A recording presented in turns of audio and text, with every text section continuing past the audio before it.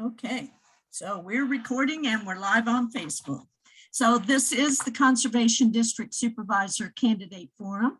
I'm Vicki Connor from the League of Women Voters, and we have with us tonight Mr. Andrew Price and Mr. Mark Myers, who are both running for the office of Conservation District Supervisor in the 2022 primary election. This forum is being sponsored by the League of Women Voters, the Morgantown-Kingwood NAACP, and the Community Coalition for Social Justice. On the screens or the slide in front of us, we have lots of information about early voting. Early voting is April 27th to May 7th. There will be 4 locations for early voting: Mason-Dixon Park in Core, VFW Post 9916 in Westover, the Mountaineer Mall, the old mall in Morgantown, and the previous home of Earth's Dodge dealership, 2000 Mid-Atlantic Drive in Morgantown. The deadline to register to vote is April 19th, and election day is May 10th. By the way, if you're early voting, you can vote at any of the 4 early voting sites. It doesn't matter which one you pick. Absentee ballots. The rule for absentee ballots that we had last year due to COVID has been dropped. So we're back to the old way to qualify for absentee ballots. You can apply at govotewv.com. You can request a ballot until May 4th. It must be either hand delivered no later than May 9th or postmarked by May 10th, election day. Contact information, the Mon County Clerk's Office. Phone number is here. You can find her at monongaliacountyclerk.com, and the West Virginia Secretary of State's office. If you have questions that can't be answered by the Mon County Clerk, and the phone numbers are listed here. The candidates for tonight's forum are Mr. Mark Myers and Mr. Andrew Price.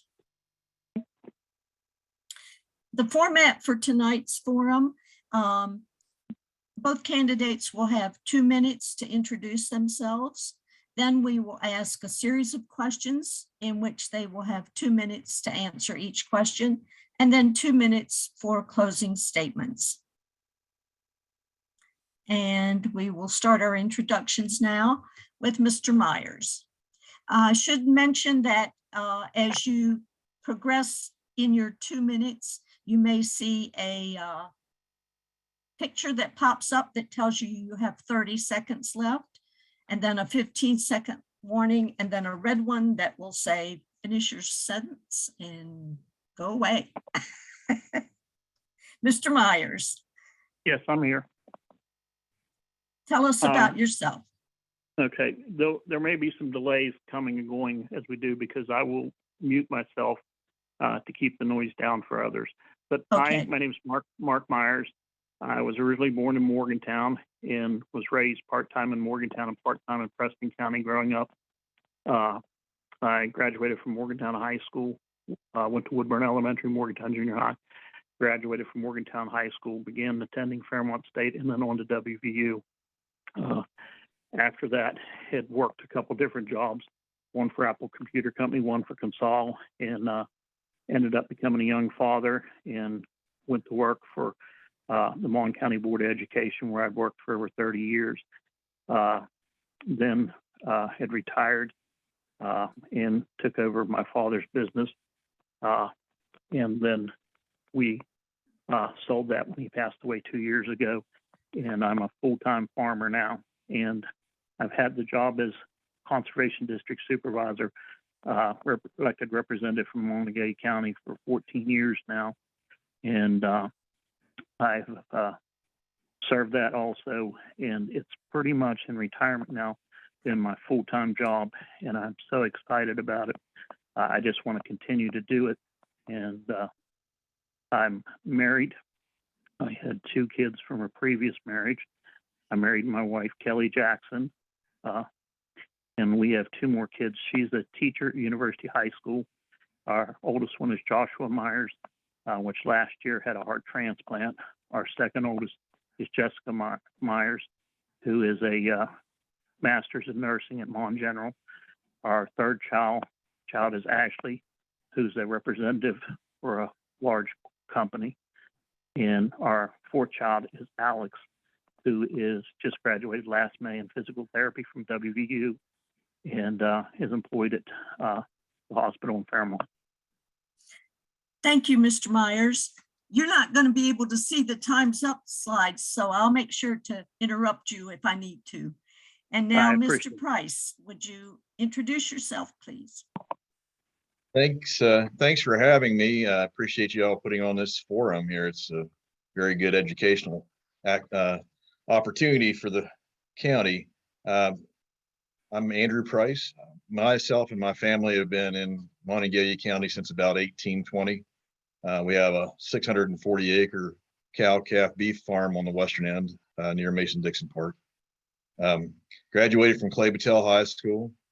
Went on to college at WVU where I got my agricultural education BS degree, and then went on with the military and spent 31 years in the Army, National Guard, West Virginia National Guard. Did a lot of activity on flood duties and whatnot. Went to Iraq and Afghanistan. Came back and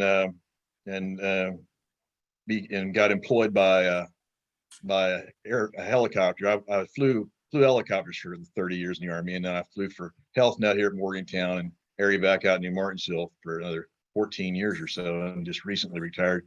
Well, 3 years ago, so not too recently. So if I've flown over your house and irritated you, I'm sorry, but it does happen occasionally when we do our job. So we've tried to stay active because I've retired, and the good Lord really hates a vacuum. He's let me get active in the community now. With my wife and I are pretty active in the food pantries and whatnot throughout the county. And I look at that as being one of the primary duties of all of us in here.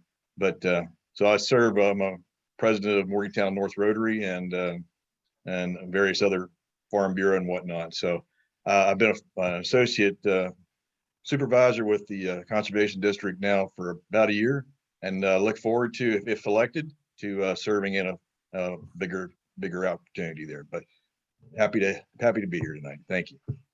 Thank you very much. What we're going to do with the questions tonight is we're going to alternate which person starts answering first. So if we can go to the first question. And Mr. Myers will ask you to answer the question first. What do you see as your most important responsibility as Conservation District Supervisor? Well, if you'd asked me that 10 years ago, my answer would be different. But over the last 10 years in office, it is extremely changed. And one of the biggest things that have hit us in the last 4 or 5 years has been water quality.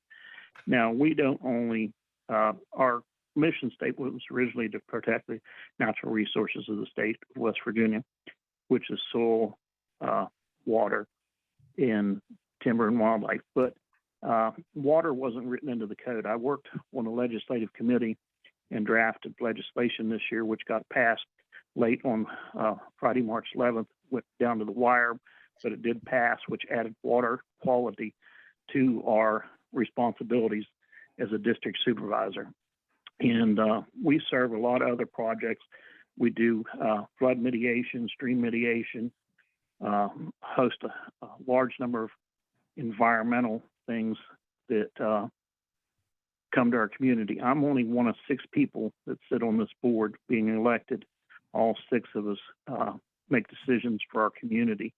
And it's great to have a team of like-minded people that have really pushed the board forward in the last couple of years. And then the last year, it's really boomed.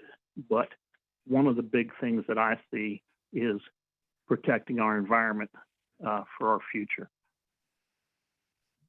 Thank you very much. Mr. Price. What do you see as your most important responsibility as Conservation District Supervisor? I would gear along with Mark, but I would say primary to given my education background is bringing new farmers in and educating the public as to what the farmer does and what agriculture means to this community and how we can bring young people into the farming community. Because I will tell you, I'm a young farmer by comparison to today's farmers. And I will tell you, we need to get more folks involved, but it's very expensive to get started.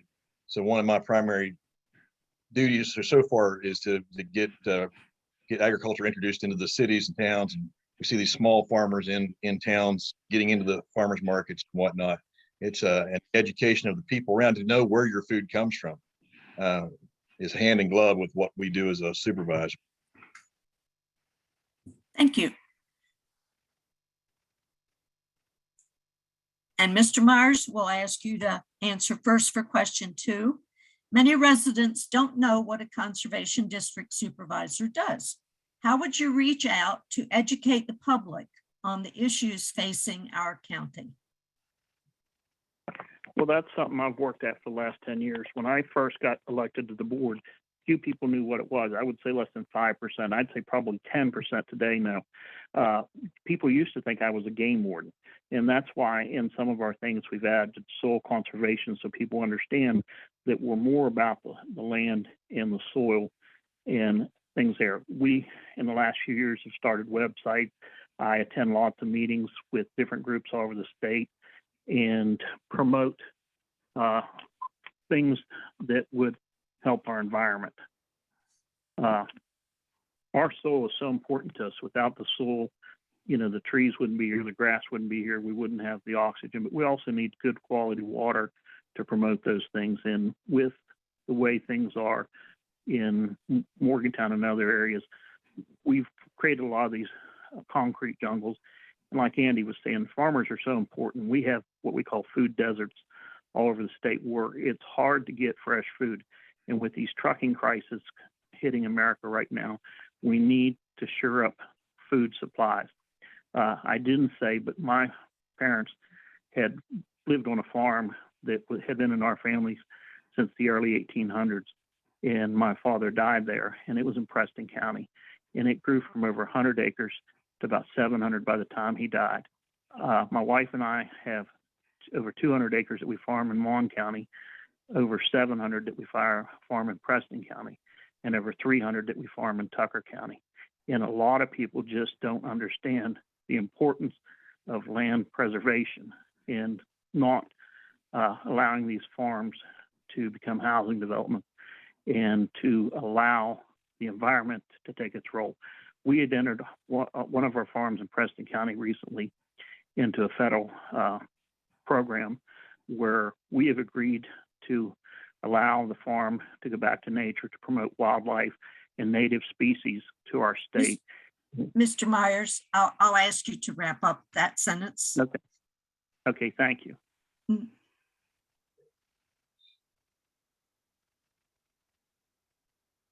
Again, anytime anybody wants. Mr. Price, we're back to you. Many residents don't know what a conservation district supervisor does. How would you reach out to educate the public on the issues facing our county? Well, a lot of what we're trying to do, as I said, was to get the public more educated, which means we get into the high schools and middle schools and try to get that hands-on information change over to the kids out here. That we have the high tunnels at the elementary schools. We have a lot of agriculture coming up through this middle schools and elementary. So, but we're going to have this lapse in between, and we need to educate folks to understand that we not only water quality, but we also water quantity. We are responsible for quite a lot of the flood control within the state. That Deckers Creek and Mannington, that all suffered pretty heavy duty floods over the years. We've taken care of that with flood control dams, and we're responsible for maintaining that. It's one of the very big things that we do money wise. But we need to get out at the farmers markets. We need to get out in the public and really just say hands on, this is what a farmer is and what he does and what he means to you as a property owner in West Virginia and Monongalia County. Because without us, it's canned beans and hot dogs for food, and I don't think anybody really wants that. So thank you. Thank you. And Mr. Price, I think we'll start with you this time. Question number 3, what is the Conservation District Supervisor's role? And you've already talked about this, both of you, a little bit. What is your role in safeguarding local drinking water supplies, and how can we protect them from emerging contaminants? Well, as Mark touched on, it's just been a recent addition to our purview, as it were. It used to be that we were really, like I said, we were really responsible for quantity, not quality. And now it's become more so that we are responsible for pollution control and whatnot.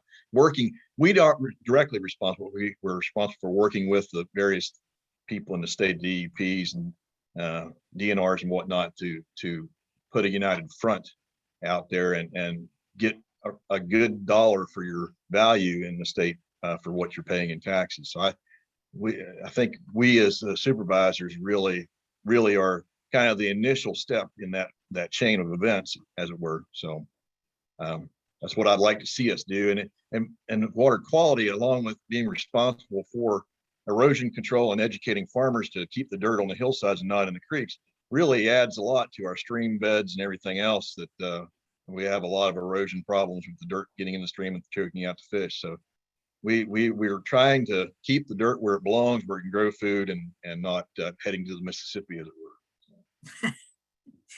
Thank you. And now, Mr. Myers, what is your role in safeguarding local drinking water supplies, and how can we protect them from emerging contaminants? One of the things is, when you go back, there's a list of things, but one of the things we need to monitor a lot more streams and keep the monitoring information to show what our water quality is. One of the things that I did as chairman on the Mon Conservation District was I worked with the NRCS and the state agency, and we did the rehab project for the dam at Ruby Farms on the Kingwood Pike, which is called Deckers 1 Containment.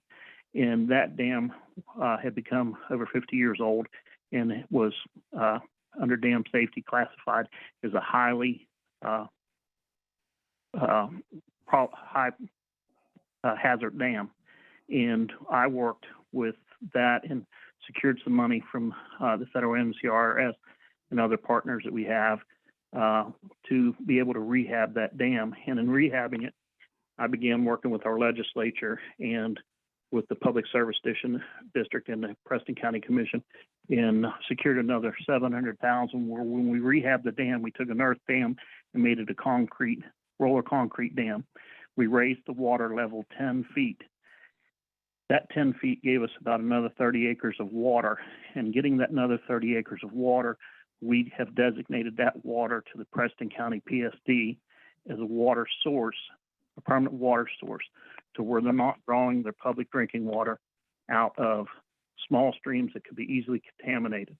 One of the other things that I've tried in the last few years is try to connect our PSDs together so that our water sources, maybe unlike in Charleston when you have the American water pollution, they only had one source of water that they could draw from. Well, even MUB now has got a contingency plan. I've tried to work with our PSDs to get contingency plans where they can connect other water sources so that if there was a problem with one, then they can shut that valve off and purchase their water from an adjoining PSD. Thank you, Mr. Myers. You didn't see the red thing. I'm just being your red thing. I'm going to ask Mr. Myers to answer this question first this time. What would be, and we seem to be on the water topic here, what would be your strategy for protection of our streams and rivers?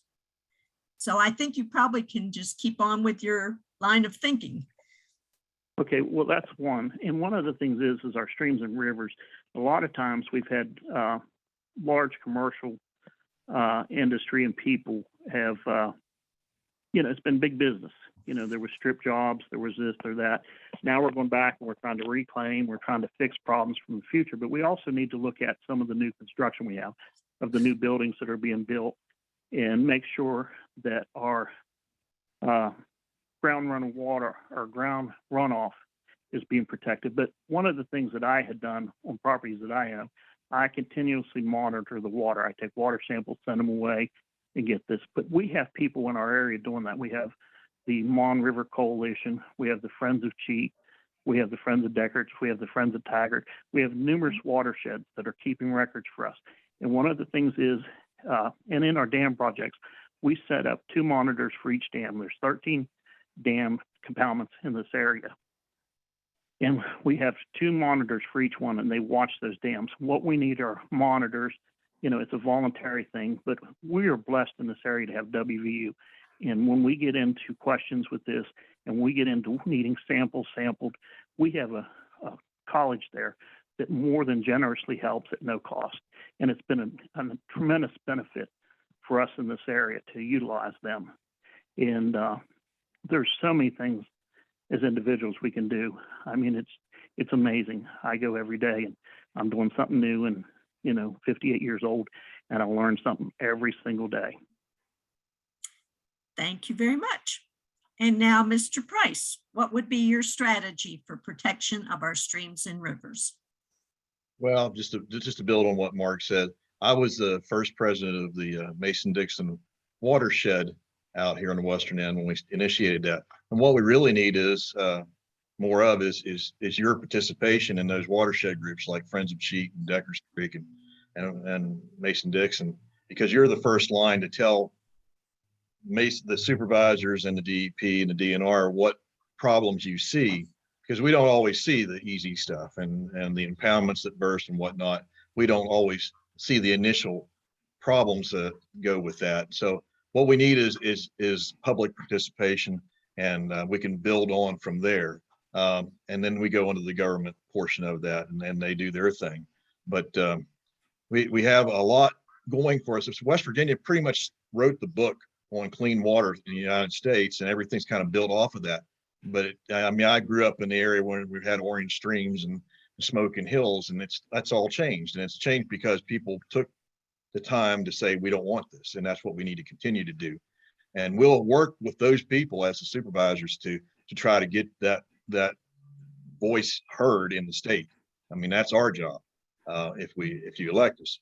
I mean, and what we have in the future is these old mines and whatnot. I mean, we're taking care of that, TNT up here in Preston County and whatnot, and all those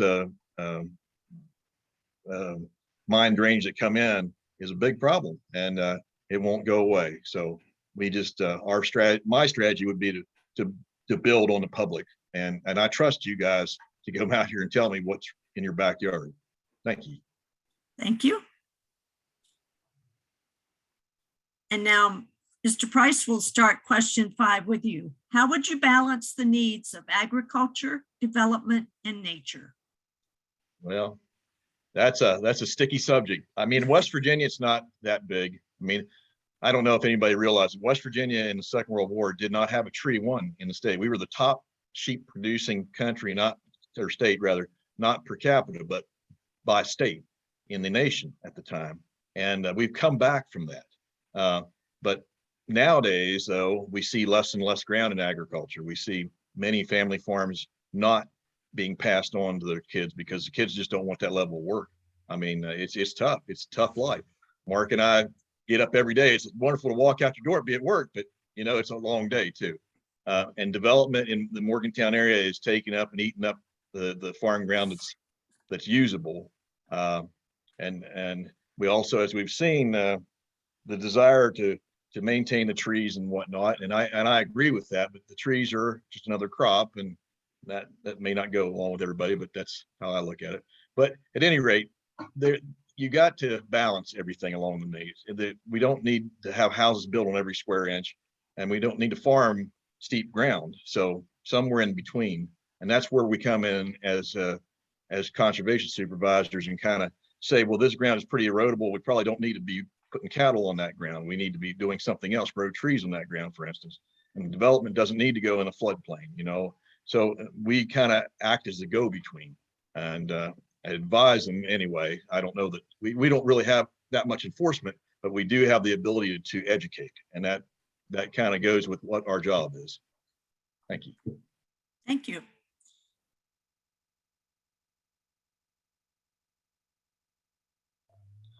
Autumn, can we have question 6? Oh, I forgot Mr. Myers. Yes. Sorry, I'm sorry. Mr. Myers, how would you balance the needs of agriculture, development, and nature? Well, that's been a tough subject, and it's been a tough one for years. Like Andy said in the beginning of the early 1900s and through the Depression, I mean, there was strip mining, there was over timbering, and it created a lot of erosion, a lot of problems. But for the Eastern Seaboard, we're probably the #1 state with the most, or the best in the cleanest water, and we need to protect that. And I don't know if it's zoning. I really hate to say zoning, but there are other things that we can do. The urban sprawl and the overdevelopment of certain properties, you know, and I call them, some of it concrete jungles. One of the things that I've tried to do is get farmland preservation passed in Mon County.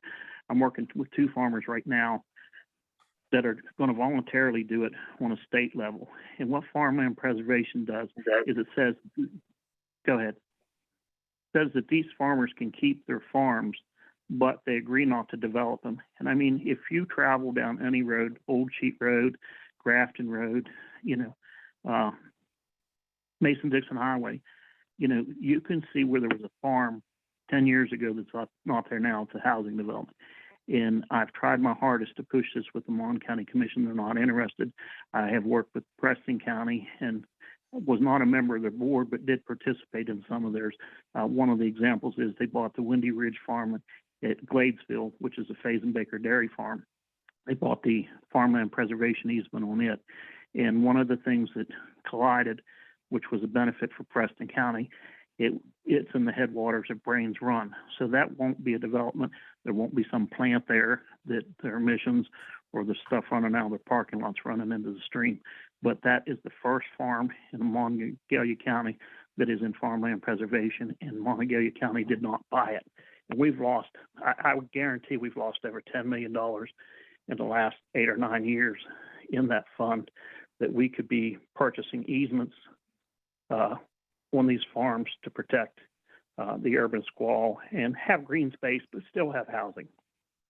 Thank you, Mr. Myers. And now the question number 6 goes to you first, Mr. Myers. Steep slopes and highly erodible soils characterize land parcels in our county. What tools or strategies would you use to protect these environmentally sensitive areas? Well, I've used a couple of them. I mean, it's one of those things where you have to get to the landowner. And a lot of these, we've gone to landowners, we've individually asked them, put a conservation plan out in front of them, get them to agree to sign up to be a conservation, get the conservation agreement on the land. These steep hillsides, that's one of the things that we keep seeing. I mean, when you go down West Run and you look at the apartments they've built on those hillsides, it's amazing that they can still stand there. When I came on the board, Dr. Nezarod was there, and I worked with Dr. Nezarod, and we tried to get the West Run watershed back in as a group going, and tried to get the county commission to help some of the construction there. Well, that didn't happen. Now you look at those big buildings, and on the lower end of West Run, you look at some of the flooding there on the bottom of Amworth and stuff. There's just so many things that we need to do. But like I said, one person can't do it all. And we just have to identify the need and the point, if it's a point source or whatever, identify it and approach each one of those. We just can't throw a blanket over it and do it all. We just have to get on one and work on it. And then tomorrow we'll start on another one. Thank you. And now, Mr. Price, steep slopes and highly erodible soils. What tools or strategies would you use to protect these environmentally sensitive areas? Well, I guess as I see it, we probably have 2 major tools. One, we have what I just got done talking about, the watershed members and their eyes on it. And they do not necessarily have legal enforcement, but they do have community enforcement. And that does help, and we can go that route. We also have what's called NRCS, the National Resource Conservation Service, which we work with just side by side, and they design and engineer these. Well, I mean, structures and whatnot to go on these erodible slopes, but they really know the soil structure. And if we can get these developers and people that are building on these slopes to at least go to them, they can tell them if they actually can hold a building, as Mark would say, keep it from sliding down the hillside, which we've already seen quite a lot of in Morgantown. Sunnyside's one of them. A lot of those houses are sliding down the hillside. But we have the ability, we have the tools. We just have to get people to the table and participate rather than just go and decide to put a building on the hillside you couldn't put a cow on. That's a big problem. But we don't necessarily have the legal ability to force anything in this state, which probably needs to change to some degree. I mean, that's a twitchy subject there when you talk about zoning and whatnot, and I don't want to touch on it here tonight, but we at some points we have to be able to keep the dirt out of the streams, and that comes down to our primary job, and that's where we're at. And I don't know if we do it through the community or if we do it through the state or we do it locally, but the county commission certainly has a part of that, and NRCS has a part of that. We have a part of it, and you as a local person has a part of that. So that's kind of the way we got to go about that. So thank you. Thank you. And Mr. Price, this is for you to start. How would you work to get younger people involved in conservation? Well, I mean, what we're doing right now, I sit on the RC&D, which is Resource Conservation Development Committee. And we're doing something as simple as getting pollinators and getting that education level into the middle schools and elementaries, and get kids to understand that the bee starts your food chain all the way through. And if we start there, then we get them interested, and we get them interested in what that tomato tastes like after that bee pollinates. And we've got to start at the beginning and move up. We've got to make an avenue for these young folks to be able to be farmers. And if that just means a garden in your backyard and you take the produce from that to the farmer's market and sell it, and you see the value of that, then that's what we need to do. You're not going to find a whole lot of people that can afford to go out there and farm like Mark and I do, because Mark's over 700 acres. I farm over 700 acres with what we lease to. I mean, you can't afford to buy that nowadays, but you can afford to work up to it and lease it and do that. So we have to educate people not to just give up on farming. And farming in the state of West Virginia is $1 billion business. We provide a whole lot of income to the state of West Virginia with what we sell. We're one of the bigger beef producers, and I mean, the chicken production out on the eastern side of the state, beef production throughout the state. Golly, we do a lot, but nobody really knows that. So we need to get out there and tell people you can make a living farming. It's just going to take a little bit of effort and work on you. And I mean, I'd love to see it handed down from family member to family member, but that may not be the avenue that you got to go. But there's a lot of people willing to lease. So that's where we got to go. Thank you. Thank you. And now, Mr. Myers, how would you work to get younger people involved in conservation? Well, I've been trying this for 10 years, and it's a slow project, but in our school system, the schools develop curriculum, like Monongalia County, they develop curriculum. That curriculum is approved by the board office, and it's really hard to get those things into the schools. But every now and then you can get a special project. One that I'm working on right now, and it's in April, we'll be doing the Envirothon, which is an environmental skills workshop for 3 days. We have teams all over the state participate in it. It's a really great project. Then on the 7th and 8th, I'll be at Jackson's Mills, and we're doing a workshop for school kids it's called Grasslands, but it's identifying plants that are on your ground, along streams, trees, and so forth. And they have prizes and awards, like for the Envirothon, the winning team wins $5,000 for college. I've worked with FFA groups and 4-H groups. In the state, we have the soil trailer, which we take around to different schools and different farmers markets and things, and fairs and stuff. And people can see the differences in the soils. I sit on the state committee for the State Conservation Education Committee, and we, with the West Virginia agency, has hired a teacher, a full-time teacher, to help us develop education projects. Her name's Amy Fitchett. I also sit on the state scholarship committee, which we've taken and grown those scholarships from 3 or 4 last year we hit an all-time high. We gave 9 kids a scholarship of $1,000 to go to college, and that was developed for kids that go into a conservation field. It doesn't necessarily mean farming. It can be anything to do in a conservation field. It can be civil surveying, it can be forestry, it can be agriculture. But one of the things is educating people of what the things are affecting our environment today and the needs that we have to educate and protect our future. Thank you. I want to take a little break here and see if we have any questions from the audience. Do we have anything, Sarah? Yeah, we have a couple questions. We have a question from Lindell Malekia. How often do the district supervisors meet, and are they open and or videotaped? And let's see, Mr. Price, do you want to answer that first? Well, we meet on a monthly basis, second Thursday of the month, and I don't believe there's a problem with anybody that wants to come to one of our meetings to come. I don't have an issue with that. Well, I'm not the president, so I don't really have anything to say about that. But I'm not sure if we tape them or not. I have to ask Mark about that because he's been on there longer than I have. But everybody's welcome to come and sit in and make yourself heard. Be happy to have you. Thank you. Yes, if I can answer, yes, meetings are open to the public. There is the annual monthly meeting, and then we have a couple meetings throughout the year that are other meetings, but we have standing committees. So if there's agriculture, if there's, buildings and grounds, if there's safety, I sit on a finance committee. I sit on the legislative committee for the Capitol. These meetings are all month long.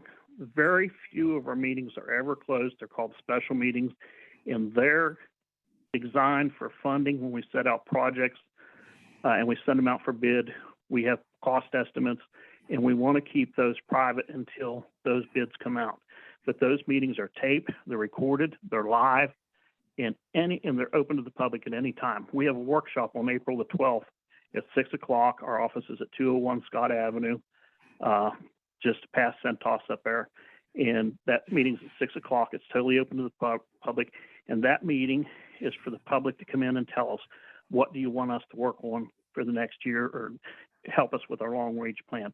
We're the only district in the entire state that has a current long-term plan. And that was developed by the board that's there. And Andy was involved. Andy's been very involved as associate supervisor, but we are the first district in the entire state to have a long range plan for years. And on April the 12th, we're going to go over some of the things. And as he had talked about the pollinators, that was a project that our workshop came 3 years ago. The Beekeepers Association came to us and said, we need help. So we started getting support for the pollinator projects. We even got money in our Aggie programs, which is ag enhancement for pollinator projects. And now this year, bee nukes. And Saturday, the Beekeepers Association is going to have a seminar up at Milan Park on starting and maintaining a beehive or a bee colony. And that's a great thing. Thank you. And we have another question, Sarah? Yeah, we have one more from Judy Ball. She says, you both sound knowledgeable. Mr. Myers, you have been at this a long time. Why shouldn't we vote for new blood? And then for Mr. Price, why should we replace a veteran like Mr. Myers? That's a trick question for Andy and I both, because Andy and I have talked about this. Andy is kind of new. I've done this for 12 years. I can pretty much tell you that I firmly believe this was my last go round. I thought last summer this was going to be my last go round because I'd gotten COVID and I developed COVID pneumonia. I had some really bad things going on. Had missed a few things. My son had a heart transplant, and it was going to be my last time. So Andy and I talked. Andy was brought in as an associate supervisor, and I myself was really hoping for Andy to replace me. Now, there's another project that I had gotten involved in, and it was something that happened in January when I was at lunch with somebody, and one of the federal people said, hey, I have some money for a project, and we need, we're having people ask for this, but we can't do it. So we're in the process now of partnering with the Friends of Cheat to do some cleanup on that TNT mine. And this has been something that I've worked with Amanda Pitzer for years, just like the Richard Mine project. I can never get that to fly. And it's just like when you go out, you want to go out on top. And there's just a couple little things that I would love to get finished. And I could go on for hours. I've served on the NACD, the National Association of Conservation Districts. This year, when we had our annual meeting, it was in Florida, and I asked the board to send Andy to give him the knowledge so that when he comes on board, he can hit the ground running. And it's just one of those things that, Andy's a great guy. We've had, he's a wealth of information, but it's just one of those things that I would like to finish out another term. But if I would resign, I would recommend Andy in my place. He's just a great guy, but I'd love for him to be able to hit the floor running and to meet some of the people that I've met. When you talk about going down and trying to get money from our legislatures, or I've been to Washington, I've been to the Capitol, I've been everywhere, and you can't lobby for money as an elected official. One of the things that Robert Byrd told me years ago, you don't have to lobby. You just have to come and show us a need. And where there's a need, if we believe you, we'll help. And I have found that to be so true. And that's with the NRCS. I mean, we're going to bring another project to Preston County, which is going to clean up the Cheat, which will clean up Cheat Lake. Thank you, Mr. Myers. Mr. Price, why should we vote for you? Well, I'm going to take the easy way out. I don't believe that you could do bad with either one of us. I do believe, for me personally, if I don't get elected, I'll still be an associate supervisor. I mean, I have a lot that going between what I'm doing here and what I do in the Rotary I'm president of Morgantown North Rotary. And this goes hand in glove with some of the things that I'm starting there. I mean, we're trying to get veterans and agriculture more involved within the state. And we're doing that with the extension service out there with the welcome home. That's what I'm doing with the Rotary, but what we're doing here as a supervisor, I mean, it's just a lot going on. I'm not going to step away from this. I mean, it's Mark and I, neither one of us get paid to do this. This isn't a get rich quick scheme, I will tell you right now, but it is something that you feel as though needs to be done. And agriculture in the state of West Virginia needs every bit of help we can do. And the food deserts that we've seen, and we see them in this county, the western end of this county is one, in fact, that we need to get food grown here locally into the food pantries and whatnot. Those are some of the things that I think are just hugely important. I mean, and every time you see a brown stream going down, the silt that goes down that stream is just hurts me. I mean, I've been farming for a long time and I work hard to keep the dirt in the field, not down the stream. But it's difficult. And that's just some of the things that we need to do as supervisors to really, really, really affect how the state works. I mean, we kind of got a pretty good handle on the mining situation. I don't think that's going to be as big a problem as it was, but we still have a lot of things to clean up. I mean, there's a lot of jobs that need doing in this state, and a lot of it has to do with the quantity, again, of water and the amount of water that we see in these streams taking out the homes, and we need to keep working on that as supervisors. There's a lot of stuff that Mark and I can do, but I don't think you'd go wrong with either one of us. So. Thank you. And I think it's time for us to wrap up. So each of our candidates has 2 minutes to give a closing statement. And I think I can't remember who we started with. Did we start with you, Mr. Price? I think we started with Mark, but. Okay, well then go ahead. Okay. Well, I mean, again, we need to get young people in there. For instance, yesterday I went out and I had to get out there and purchase some equipment. So I just purchased a mower and a baler, and I spent $50,000 right there. And that's the kind of thing that we need to overcome in getting these young people into farming, because I'm an old fart, you know, I'm pretty tired of my ways, and I'm not going to make anything different, but young people do make things different. This state is seeing a resurgence in the wine production, and we're seeing a lot of we're seeing the microgreens over in Westover. I mean, we're seeing a lot of new ideas that are not just the old stuck in the mud type people like me that just thinks I'm going to grow a cow, which is what I do well, and I'm happy doing it. But we've got to get young folks in that will do it on a smaller scale and make agriculture grow in this state, and keep the dirt out of the streams, keep our waters clean. I mean, that's we are in a position that we are able to attract people from Pittsburgh, DC, Columbus, I mean, all over to come to our state tourism. I mean, and now we've gotten rid of the orange streams and the mines. Now we got to get rid of the dirt in the streams too. And you know, all these rail trails, it's a growing thing, and that's what we need to do. Along with that, we need to be able to feed them too. And agriculture is what it takes, and locally grown food is what it takes. And I mean, that's where we need to go, and that's where I see us as supervisors. The big things that we do: keep people safe, keep your water clean, and keep food on your table. And I think we'll be fine. We'll get along. Thank you. Thank you. And Mr. Myers, your closing statement, please. Well, there's just so many things we all can do. And the thing is to sit back and watch somebody else do it. It just isn't getting it anymore. And one of the things, as I've learned as a supervisor, you know, I came on, and one of the first projects I was on was a Richard Mine project, where we were going to try to take that mine that dumps into the stream there, the old Brookhaven mine dumps in. And one of our fears there was that was going to outcrop into Cheat Lake. Well, we never did get that plant built there, but we did get the one built at Den's Run. And we didn't build it, Consolidation Coal built it. But we helped facilitate that. We brought the parties together, the DEP, who was fining Consol $13,000 a day, and said, hey, if they can develop a long-range plan, can you stop this? And we bring these parties together. That's the big thing as a supervisors we can do. One of the things that we're going to do in this Albright project is, as the Mon Conservation District, we have the right for eminent domain. And we're going to help the Friends of Cheat eminent domain and get property where they can build the lime inducers and other things to help the quality. And we've been pretty fortunate. The Conservation District's kind of a thing on its own.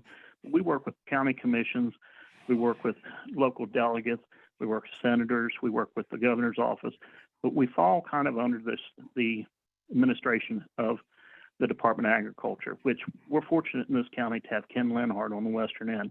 And Ken and I have talked a lot. We've been to a lot of meetings together over the years. But in the beginning of COVID, we were one of the few states that did not have a supply shortage for food.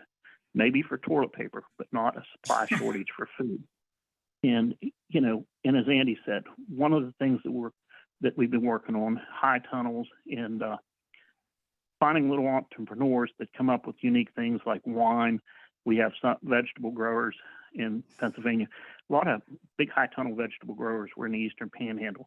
Now they're coming into Preston County. They're coming into this area. They're producing a lot of fresh vegetables, and they're selling these at a premium. I talked to a guy the other day who does eggs, organic eggs. Mr. Myers. $12 a dozen. Mr. Myers, I'm sorry to interrupt you, but time's up. No problem. And we have another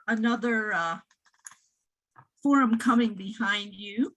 I would like to thank both of you for participating. This has been really educational. I knew nothing about what you guys do, and now I know a lot more. Good. The last few slides that we have on here are reminding people not to forget to vote. There is more information at vote411.org, which is the League of Women Voters website. And you may find tonight's recording at lwvmorgantown.org/YouTube. It's also been recorded on Facebook. Remember to register to vote if you aren't already. Remember to early vote, and Election Day is May 10th. And Mr. Price and Mr. Myers, if you would like to stay on with us and listen to the County Commission Forum, you're certainly welcome. I would just ask you to mute your microphones, please.